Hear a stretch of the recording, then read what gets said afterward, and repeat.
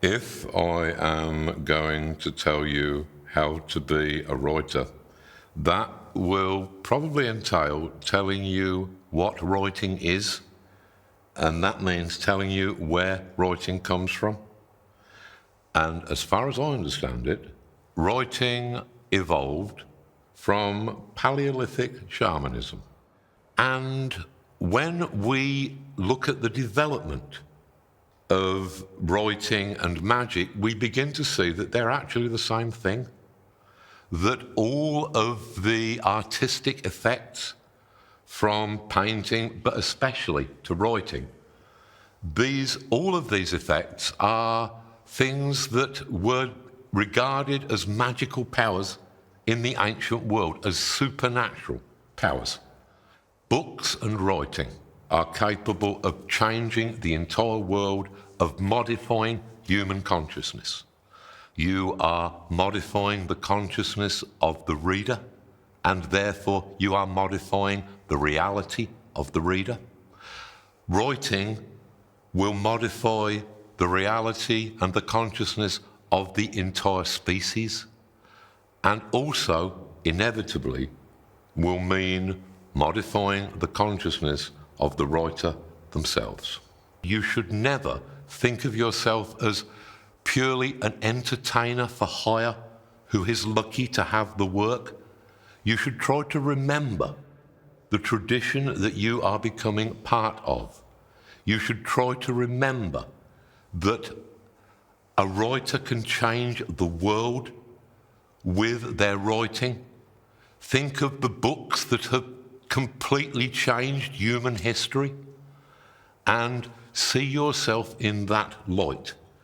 Because if you are a writer, then the substances that you are handling, the things that you are juggling, you are having an effect upon human history and the entirety of the human future. The most important tool for any writer to possess is going to be the writer herself. You are your own most important instrument, and so you will have to tune that instrument if you want to be a successful or a satisfying writer. If you wish to develop as a writer, you will have to also develop as a person. The important thing is the understanding that you should have a platform, a moral or political platform from which you can look at the world and hopefully to understand it, which will need a certain amount of compassion and empathy, whereby you can look at someone who has ideas that are completely foreign to your own and yet perhaps understand why they have them, what the factors were in their background that caused them to have those ideas, perhaps to understand that you yourself, brought up in slightly different circumstances, may have had exactly those ideas. So that is the basis from which you can look at the world without necessarily being judgmental, but simply trying to understand it. When you are writing about the world, you will need to have a way of seeing these things. You will also need to develop an aesthetic point of view. What is it that you personally enjoy about, say, somebody's writing? You will need to analyse that, and also to analyse your own writing to see whether you've done the job that you wanted to do or whether you've fallen short and it needs improving. So essentially, what you really need above anything, whatever kind of artist you wish to be, you need to develop a way of seeing the world that is unique to you, that can only come from your experience and your perceptions, and that is the basis that you can then turn into an energy that will fuel the rest of your writing career. But the first thing is to develop that self, the writer as a person. the writer that is you yourself.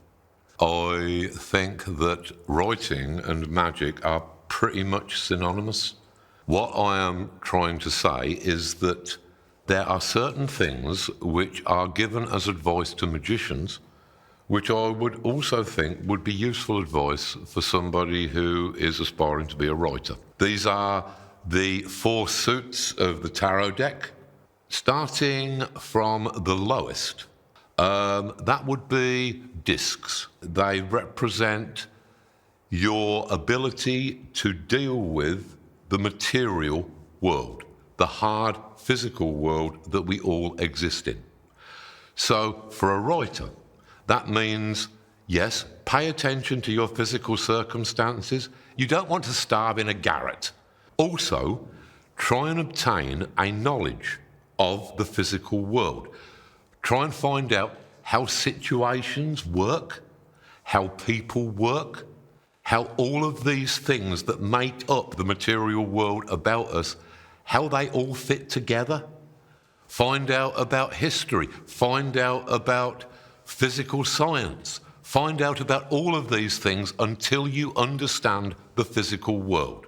Now, the next weapon, in ascending order, is the sword. Specifically, the sword is the discriminatory intellect. It's the intellect that has got a sharp cutting edge that enables you to discriminate between a good idea and a bad idea, to discriminate between one thing and another. This will be very, very useful to you in your career as a writer. And also the pursuit of intellect itself. That to expand your intellect will be to expand your capacity to write about things. Moving on to the next most important of the 4 magical weapons, that would be the cup, and thus represents human emotion and particularly human compassion.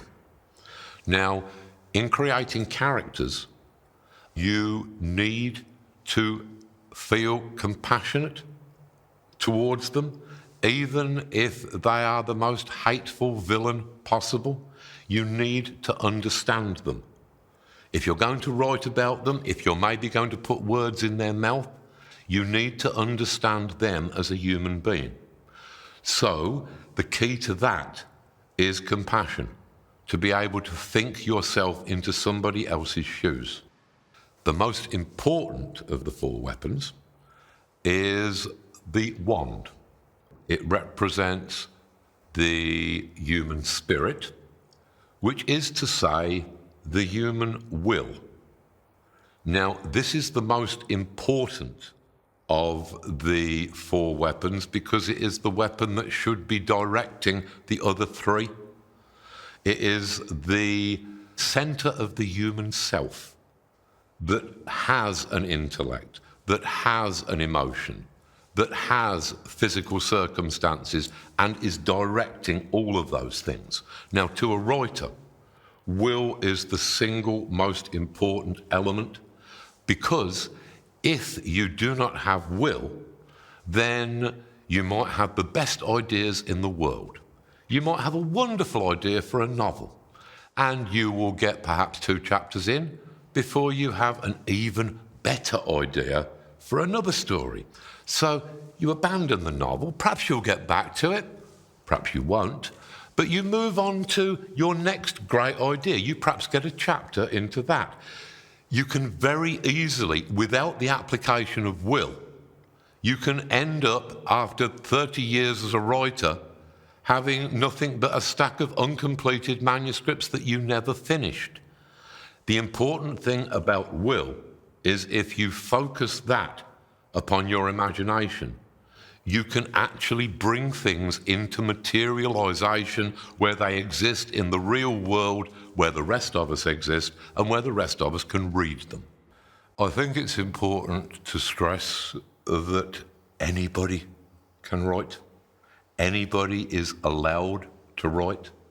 That this is not some divine calling that only settles upon a few special individuals. If you can actually write in the language that you've grown up with, then you are a writer.